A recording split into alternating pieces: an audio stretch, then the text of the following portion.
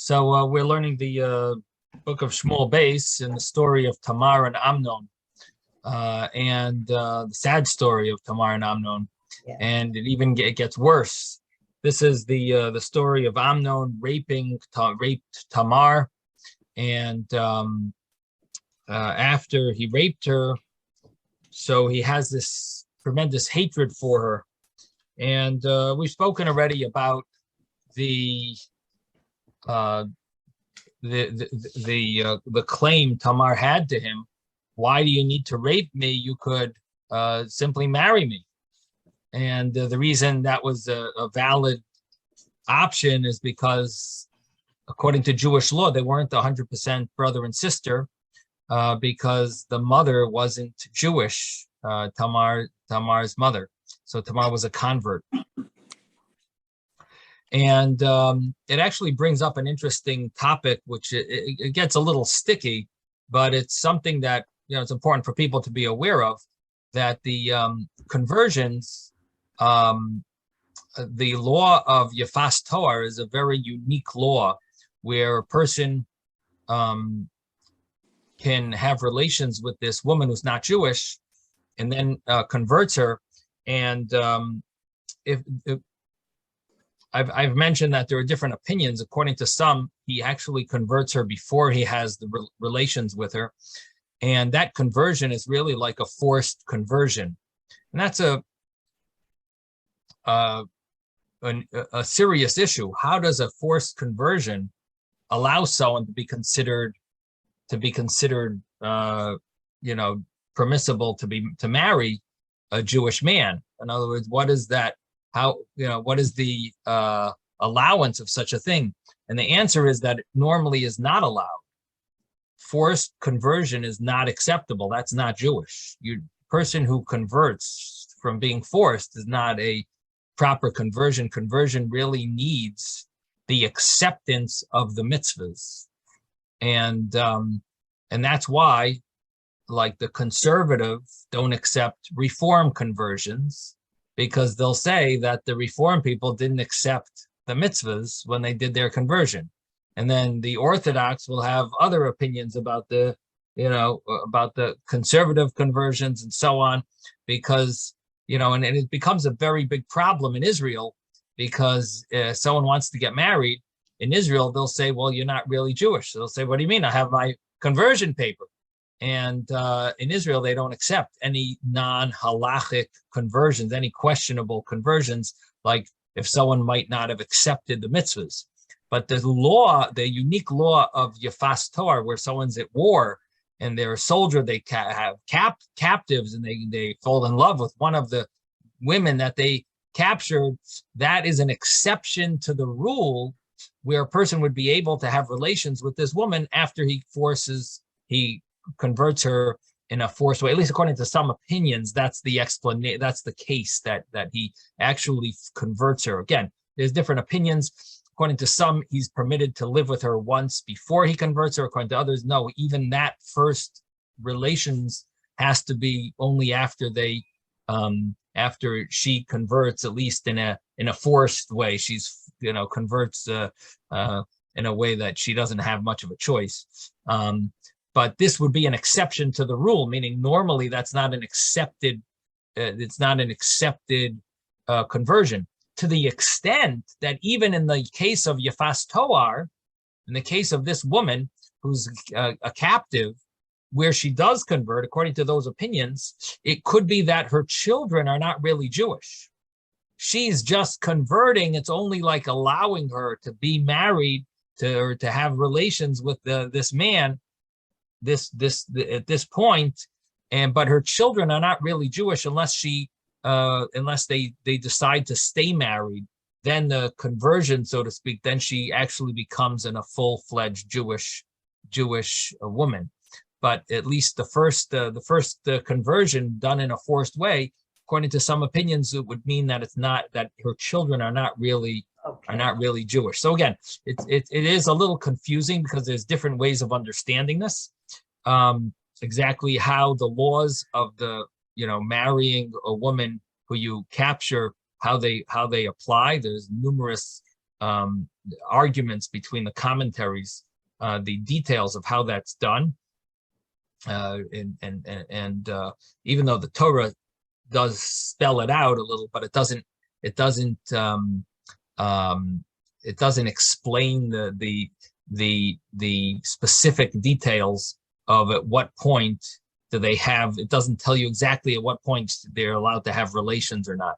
So according to some, really they're allowed to have relations right away. According to others, they have to wait a month to have relations. So there's different opinions in how to understand it, how to understand the law, but and it develops into different conclusions of what the conversion really entails.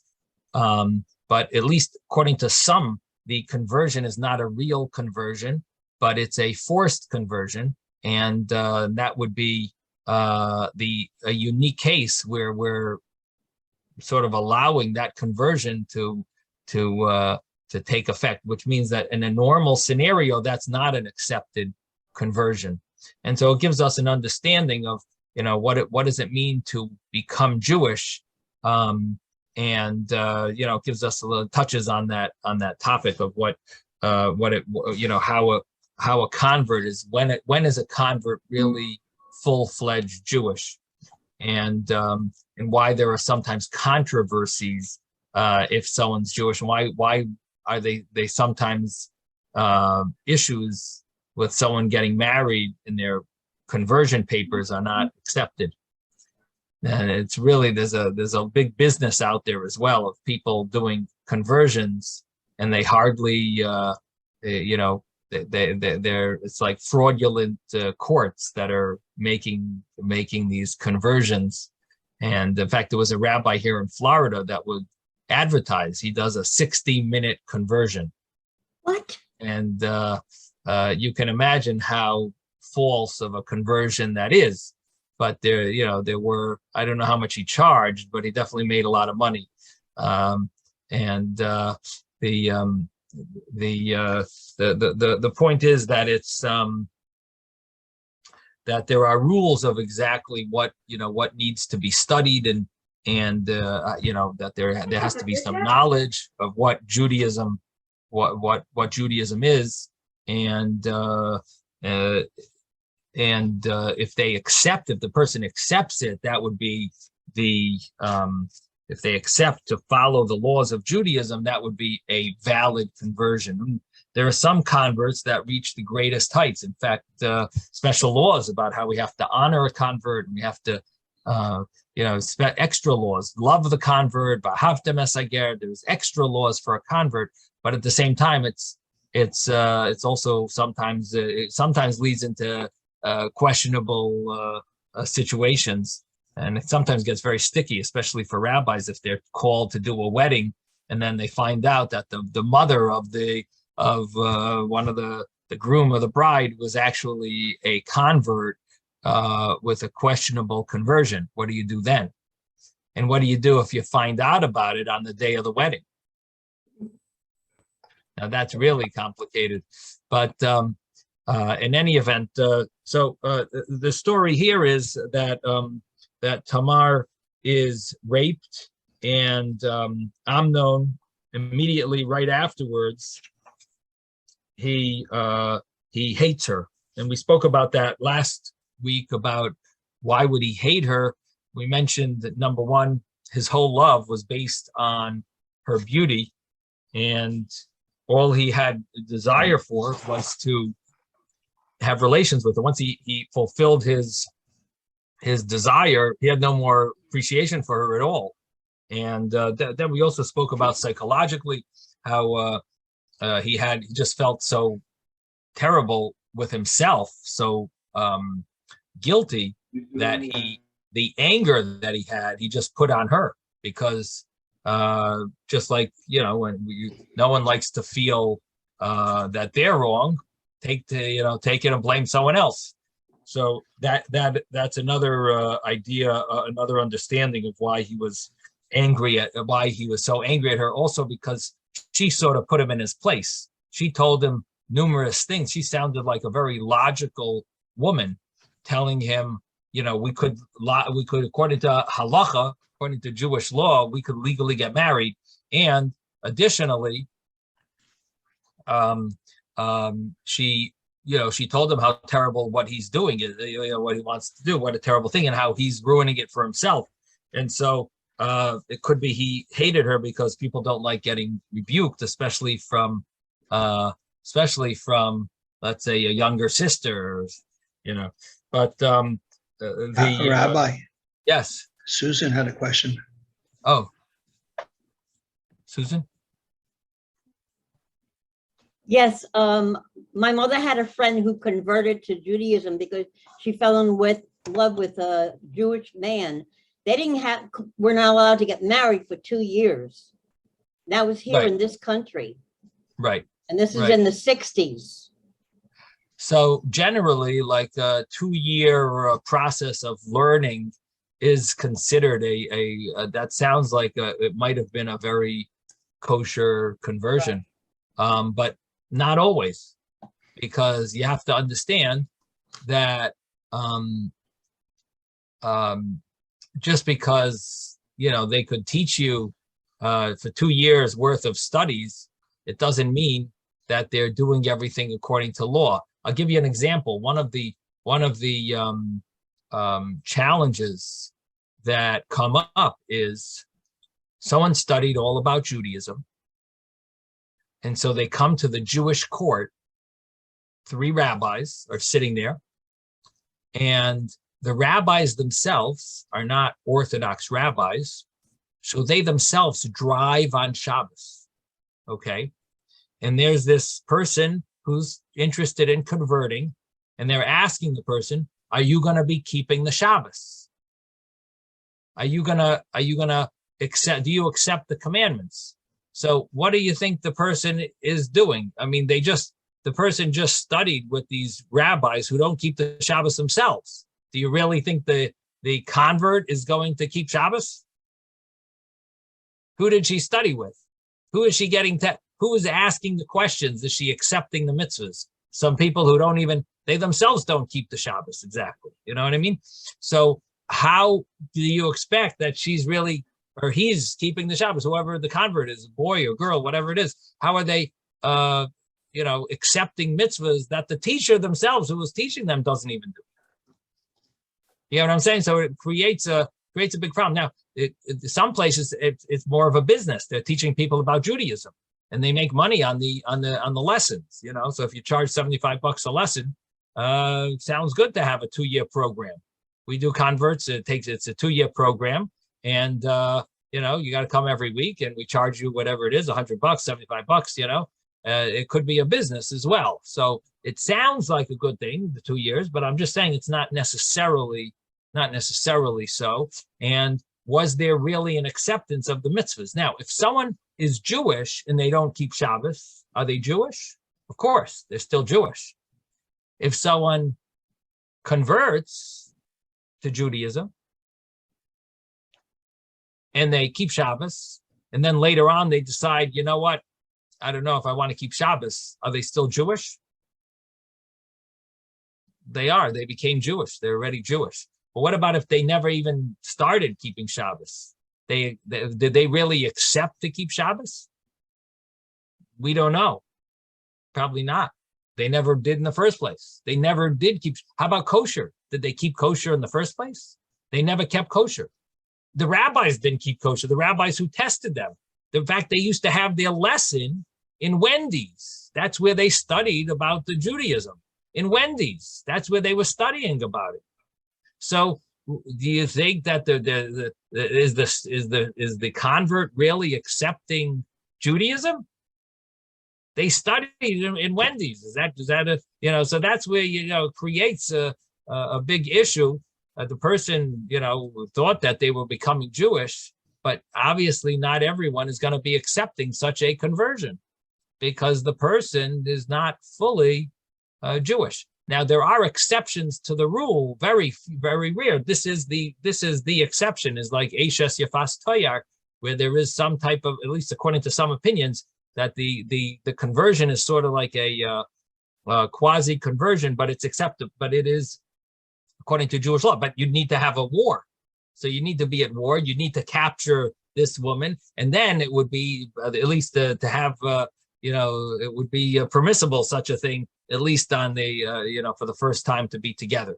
And then afterwards, it would have to depend on, future, the acceptance. Yes, Anna.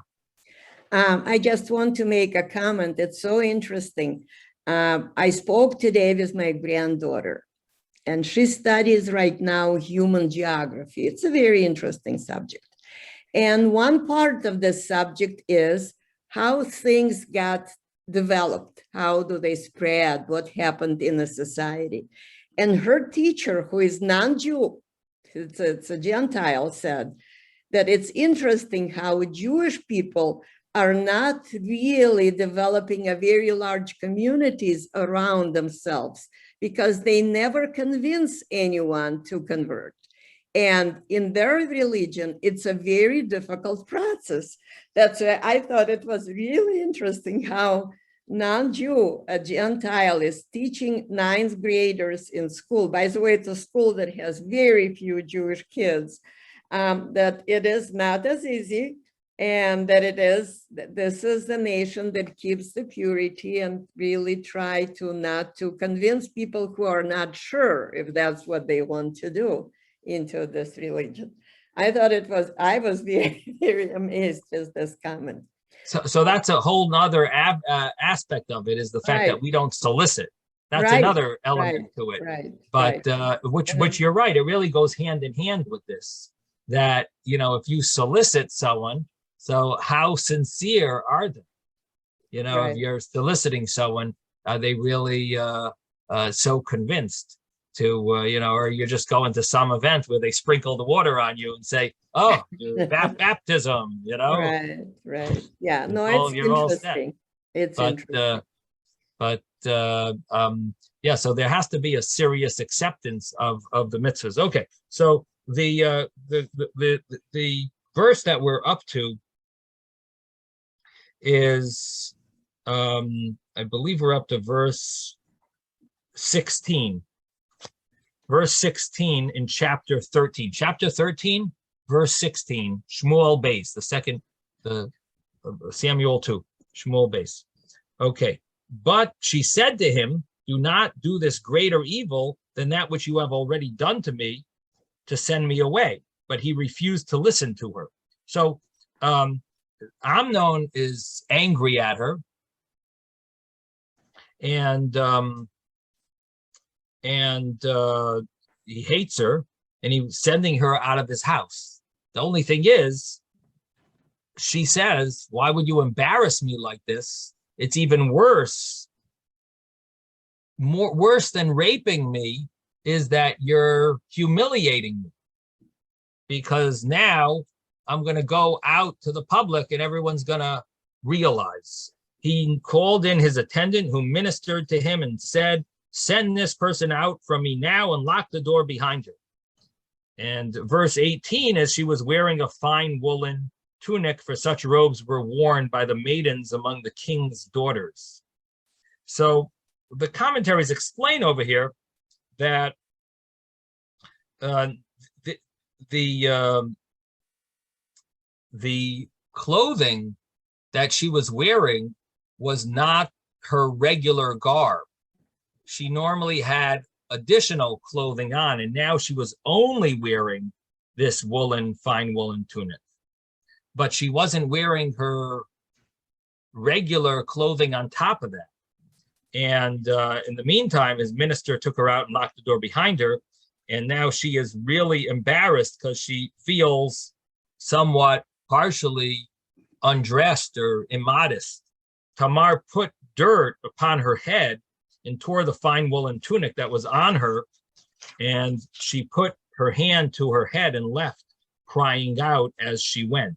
So here you have a person who's before the time of newspapers, and probably was not so familiar with, it wasn't like something that happened often, I would assume. It was probably the first time she ever realized such a thing, where she herself was raped. And she's really in pain and embarrassed and feeling violated, and she's crying out as she leaves, as she's kicked out of the house. Now, one of the commentaries mentions that what she wanted to do was, she told Amnon, listen, according to Jewish law, when you rape someone, you are meant to marry them. According to Jewish law, that's one of the rules. V'loi sihiya leisha. To him, she should be for a wife.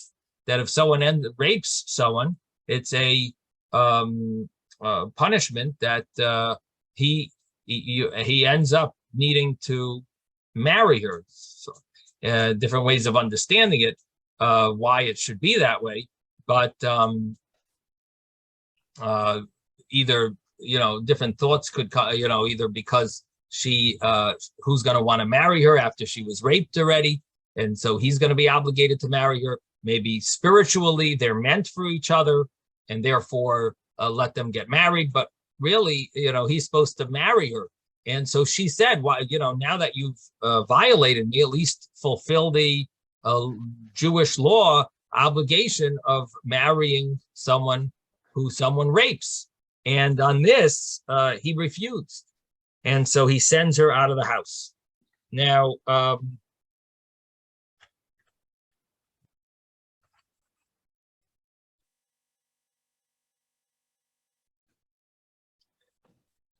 her brother from the same mother, and according to most opinions, same father, is Avshalom. So she does have a real brother, Avshalom. Amnon was not a full-fledged brother. Again, Amnon was definitely from a different mother and possibly from a different father. Possibly, it's unclear 100% if Tamar's father was David HaMelech or was she from a previous marriage. There is such a view, but the common view is Tamar is from David, but at least from a different, the main view is that she is from David, but she had a different mother. Now so now we have Avshalom, who's her real brother.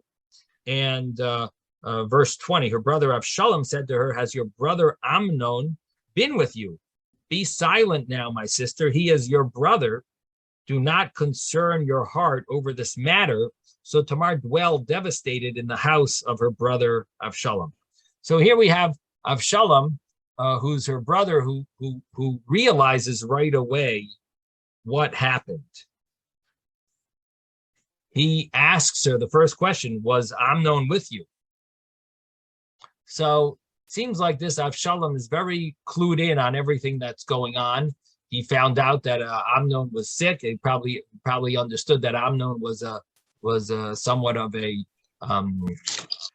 wicked individual. Maybe he had he read people very well, this Avshalom, and he saw his sister, and immediately he asked her, was Avshalom with you? He says, better be quiet. Don't think about it too much, what he did, because if you make such a big deal over it, number one, it's not good for yourself. You're going to be dwelling on it too much. And number two, maybe he felt it would, get too much publicity and be embarrassing. So what happened was, Tamar dwelled devastated in the house of her brother Avshalom. So she has nowhere to vent her stress. She has nowhere to air it out, and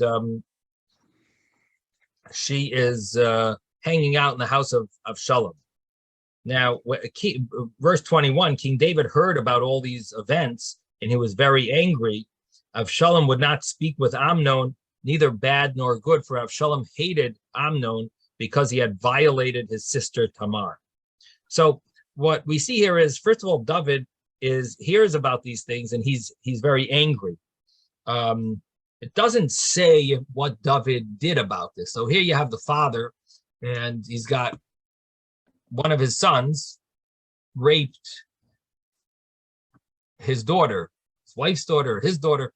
according to most opinions, it's his daughter. And so the question is, why did he not rebuke Amnon? To the extent that, according to some opinions, Avshalom hated Amnon because he violated his sister Tamar. But what added to the hatred was the fact that why isn't the father rebuking Amnon? Why isn't he punishing him? So you have to understand that David sees this as a direct punishment. And that's the way at least the Midrashim understand it, that this is a direct punishment for David having relations with Bathsheba, even though according to Jewish law, we've explained that it wasn't prohibited, but he caused the Chilul Hashem, caused the desecration of God's name by doing it the way he did things. And this was one of the punishments. So again, we had his son died after having relations with Bathsheba. And now comes the second punishment, is that his daughter is raped. And this is the second punishment for his having relations with Bathsheba. Now, the fact that what is David expected? What is the story with David and Amnon? So Avshalom is very angry that David is not, rebuking Amnon. So he's now more angry. Now Avshalom is going to do something very, very evil soon. And the reason why he's going to do something very evil is because he's so angry. His anger is just building up inside him. Now, according to Jewish law, if you're very angry, you're supposed to tell the person you're angry at, because holding anger inside when you hate someone, it says, do not hate your brother in your heart. That means that you're supposed to tell someone if you're very angry at them. You're supposed to tell them. And he held it in his heart. He was extremely angry. Of course, Amnon raped his sister, but he held it inside him. And holding it inside oneself is a terrible avera, in addition to the fact that he was angry additionally at his father as well for not punishing this son, the brother Amnon. Now, according to some opinions, David did rebuke his son, but the verse doesn't tell us about it. But obviously he did rebuke him, because David was not, of the opinion that you're not supposed to punish anyone. David is a ruler. He understands how important education is, and it's obvious that he would have rebuked his son.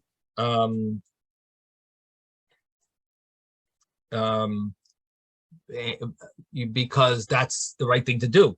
Now, one of the commentaries explains that there was a limit on how much David could rebuke his son, only because he didn't want it to become public knowledge of what happened. So it could be that he rebuked him very privately, and it could also be that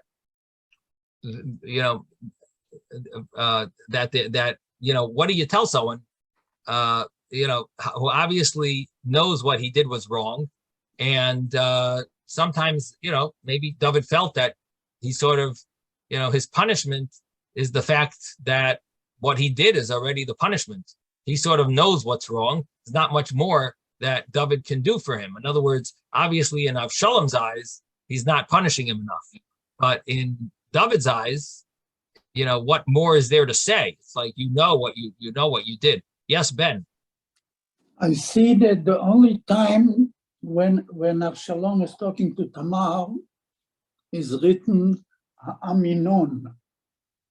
They added the yud to Amnon. Yeah, the commentaries talk about that. that it was in a language of embarrassment.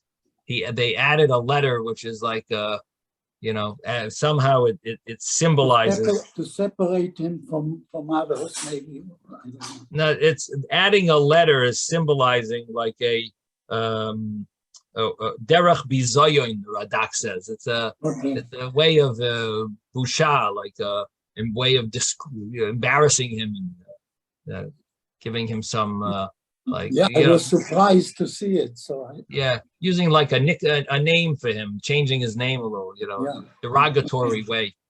Okay, so my time is up. Sei gesund, everyone. Thank you, Rabbi. Okay. Thank you, Rabbi.